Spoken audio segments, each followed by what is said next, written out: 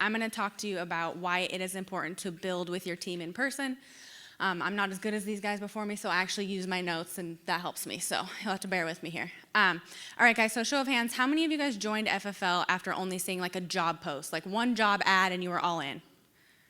None. Okay, perfect. What about like you joined the Facebook group and you watch a bunch of people post on Facebook about it and then you were all in? None. Okay, what about like you saw a Zoom webinar and then you were all in? None. Okay, how many of you guys had to come to a meeting in person and see people doing it and hear people talk about it before you were hooked, before you joined? Exactly. Seems like the rest of you are not working here because there was like 3 hands in the whole thing. So should we try again? Okay, so the rest of you guys don't work here or we're sleeping or like what's the deal? Okay, so my point is most of you guys had to come to a meeting and see real people doing it before you believed in the opportunity. Okay, so as you're building your team, you guys, it's the same thing, and you have to remember that. So one thing I want to talk about really quick, guys, is this is not an online business at all. So we have Zoom, we have telesales, we do all of that fun stuff, but this business is about building relationships. It's about people. It's about your clients. It's about mentorship, leadership, being able to be around people and get around the fire. That's the only way that this works. So all the time, you guys, we see online, investing in whatever business, and I can sit at home and do this, and I can grow my, trading or whatever, and all that's fine. This is not designed for you to sit at home behind your computer and be able to grow a really big business, okay? So on to the next. Who wants to build a really big team here? Most of you. Okay, perfect. So first thing, guys, does anybody want to work with a manager that they never get to meet or they never get to see? The answer is probably no, because you wouldn't want to, I wouldn't want to. None of my managers that helped me get started in this business did that for me, and that's why I believe I was so successful.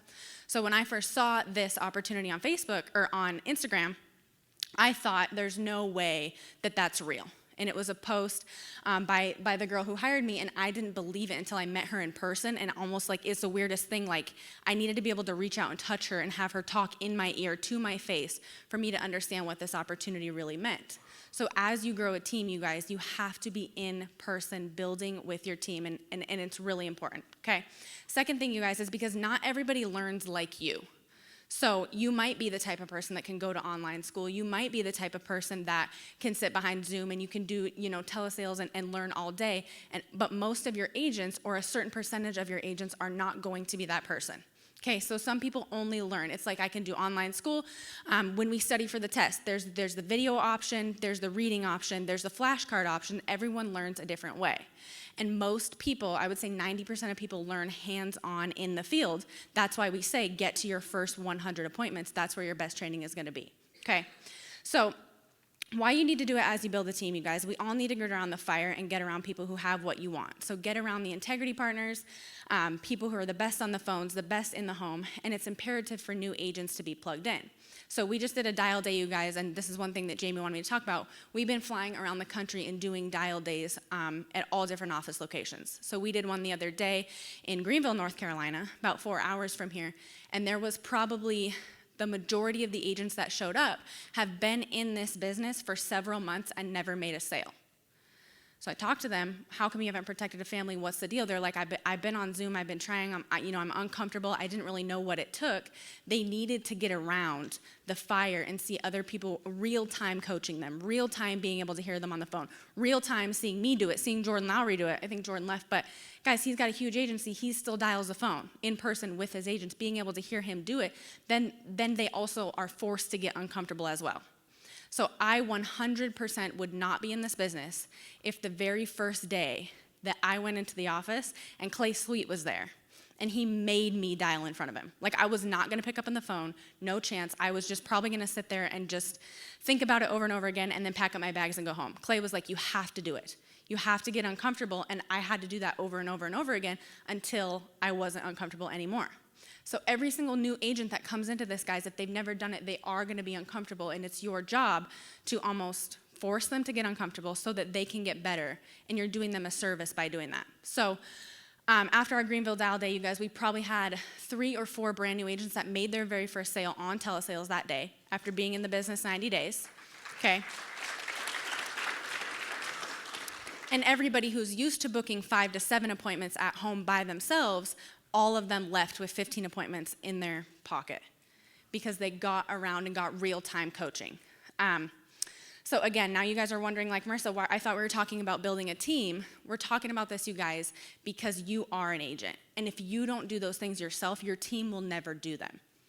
So if you sit behind the computer and tell people to dial the phone and tell people to go to the office, if I say, guys, go to the Arizona office, Grady's gonna be there, he's gonna show you what's up, but I don't show up, they don't trust me. I haven't built that relationship with them to tell them that I know what I'm talking about, and I've done it before, and I'm gonna be there to help you to do it with you, okay?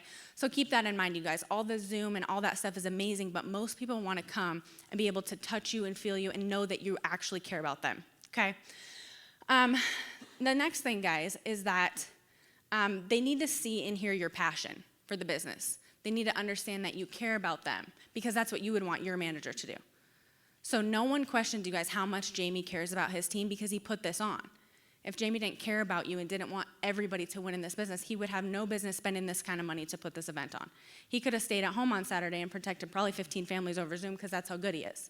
But he wanted you to be able to feel this, understand that this is a real opportunity, and be able to feel his passion come through. So if you can emulate anything from today, emulate that as you go on with new agents, and understand that if you can meet them in person and even just love on them and say, I'm here for you, but also let's dial the phone, and so I can help you with your phone objections, that's the best thing you can do for them. And also, it's always not sales conference style. So that's why we do our dial days, you guys, and if you can, try to implement something like that, even if it's, hey, we got an Airbnb, everybody come over and dial so we can do it together.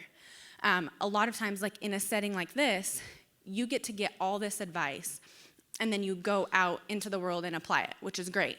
In a setting like that, you guys, which you should do with your teams, they actually leave there with tangible appointments in their pocket, so the next day they're going out into the field. Or they left with premium in their pocket. They protected a family when they leave.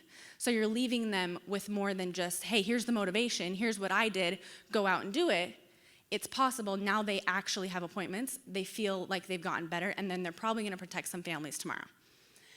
The second thing, you guys, is they need to be able to copy your work ethic if you have a good work ethic. So if you don't, stay home and definitely don't go in front of your team. But if you do work really hard, you want them to be able to see you struggle too.